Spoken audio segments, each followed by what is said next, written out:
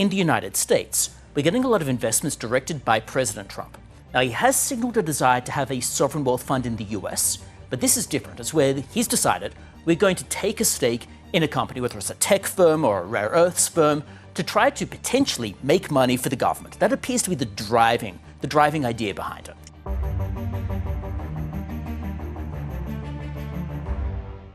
Is the lynas-noveon magnetic steel proof that the US strategy to reduce its reliance on China for critical minerals is picking up pace? Well, firstly, thanks for having me. And absolutely. I mean, the US has been showing interest in moving its supply chain from outside of China.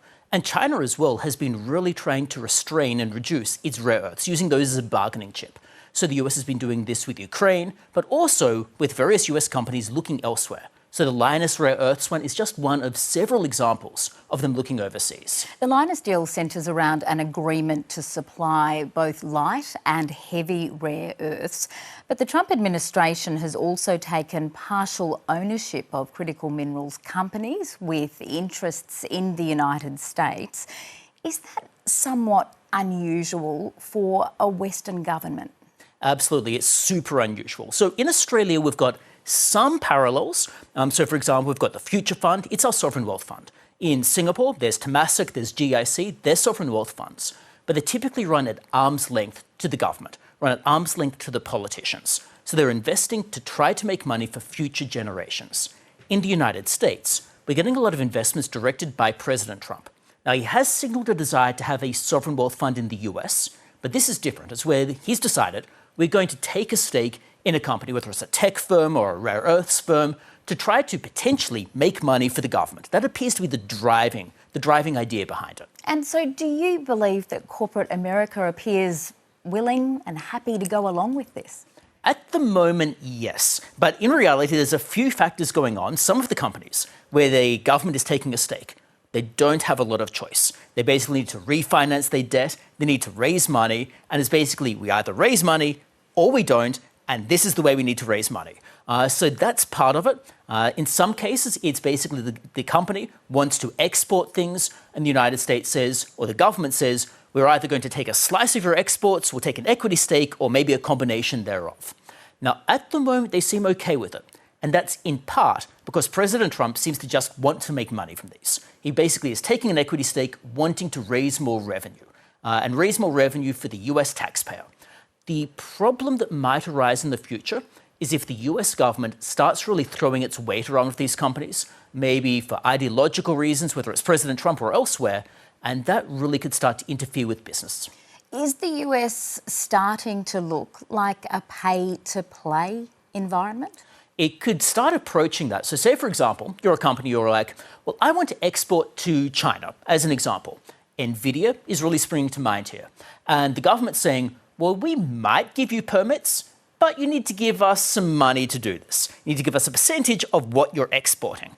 And that's a big concern because it starts to raise the issue of it's basically another tax on the exports here, and it could be various other things. And if it's a smaller company that can't afford that, maybe their margins are small, maybe they need the money to grow, it becomes a challenge. And in the case of Nvidia, that's already happened. Nvidia has agreed to pay 15% back to the Trump administration on revenue from chips that it does sell. Absolutely. So Nvidia basically was thinking, well, we can either export to China and pay this tariff effectively, or we don't. So they basically had not really much choice. But it's not really something we want the government to be doing, basically being there, well, it'll be a shame if your company falls apart and you have to pay effectively protection money. And that's the risk that can arise. Are there implications for the upcoming meeting between Anthony Albanese and Donald Trump? Well, this particular deal came at a very good time for Anthony Albanese because it's going to be good for him to have something to show when he goes over there, something additional, some key things, some key KPIs he can perhaps point to. And rare earths agreements basically show how useful Australia can be to the United States. And that's going to help to as well assuage concerns about defence impact, because if, for example, Lynas Rare Earths is selling rare earths that can be used in US defence manufacturing, that helps to show that Australia is pulling its weight. Would you be surprised to see the Trump administration seek to take equity stakes in Australian critical minerals companies? It wouldn't surprise me in that the Trump administration would be looking for equity stakes in almost anything that, from its perspective, it thinks are going to make money or be of strategic importance. So I'll give you an example. So they feared that Lynas Rare Earths could be subject to a takeover from a Chinese company. They could want to have a blocking stake. Say, for example, the US government decides rare earths make a ton of money, so therefore they want to make some money from this. I could also see President Trump wanting to do that. There are several scenarios where they might start to expand. Now, of course, they might raise the issues of Foreign Investment Review Board transactions if the stake gets too large.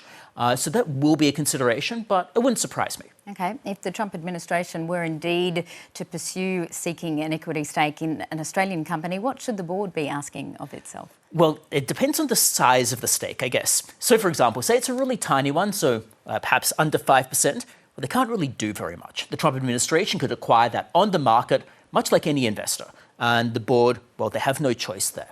But say, for example, the Trump administration says, we'll allow a deal to go ahead only if you give us equity. Then the board needs to ask, A, how does this impact other shareholders directly? Are they going to be diluted, that is, have less ownership in the company because of this?